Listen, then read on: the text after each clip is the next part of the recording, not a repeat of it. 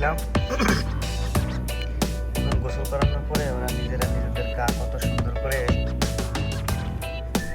পানি মুছে ফেলছে। দেখো বন্ধুরা, এই যে আজকে আমি এই নিয়ে দ্বিতীয়বার ওদের গোসল করালাম। একদম পুচকি পুচকি দুটো বাচ্চা, দেখতে অনেক কিউট লাগে মাশাআল্লাহ। দেখো বন্ধুরা,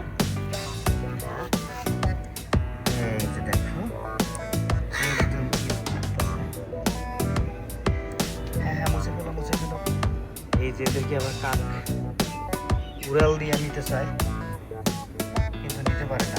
একবার নেওয়ার চেষ্টা করছিল, ফেল হয়েছে। তাই এখন আমি এদেরকে ঘরে থেকে নিতেছি, তার একদম কাছে থেকে এদেরকে পর্যবেক্ষণ করতেছি। দেখো তারা গোসল করার পরে কত সুন্দর পা মুছতেছে, হাত মুছতেছে।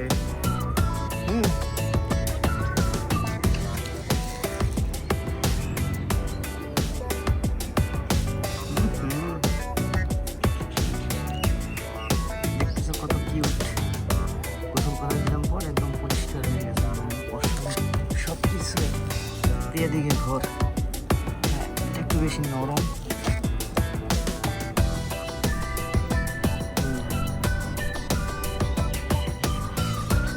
দেখছো কত সুন্দর কিউট।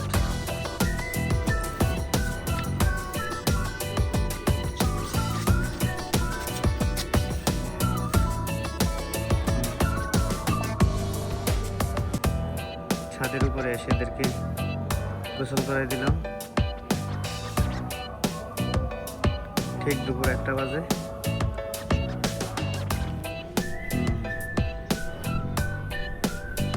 একটু সময়ের মধ্যে তারা পরিষ্কার করে দেবে, মাত্র 5 মিনিটের মধ্যে তাদের সব পরিষ্কার করে ফেলবে।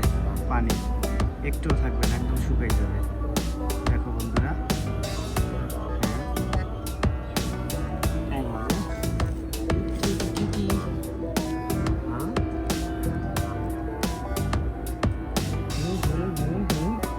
বাহ, কত সুন্দর করে তারা তাদের গায়ের পানি চেটে চেটে মুছতেছে। দেখো একটু সময়ের মধ্যে তারা পরিষ্কার হয়ে যাবে, একদম পানি টানি সব।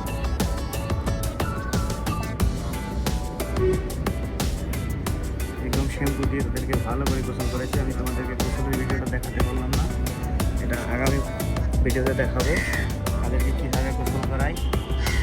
বন্ধুরা দেখো,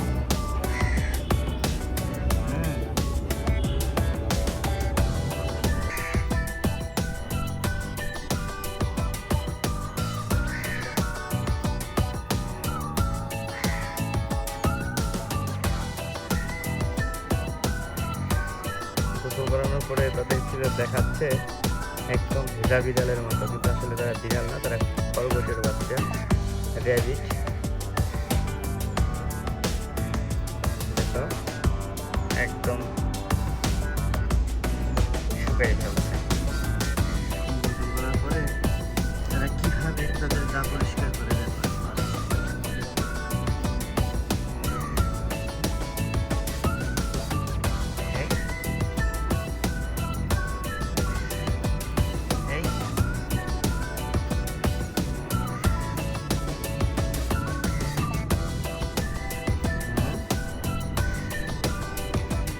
তাদেরকে ছাদের উপর করে গোসল করালাম, এই যে এখান থেকে।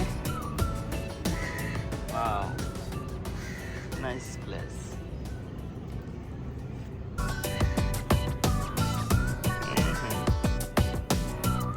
এই লোক আপনি লোক লোক একজনকে আর একজনকে মুছে দিচ্ছে। আবারও দিকটা কই পানির মধ্যে কেন যাস আবার? আর তো যাওয়া যাবে না, ময়লা পানিতে। ছাদের উপরে পানি জমছে, সে পানির মধ্যে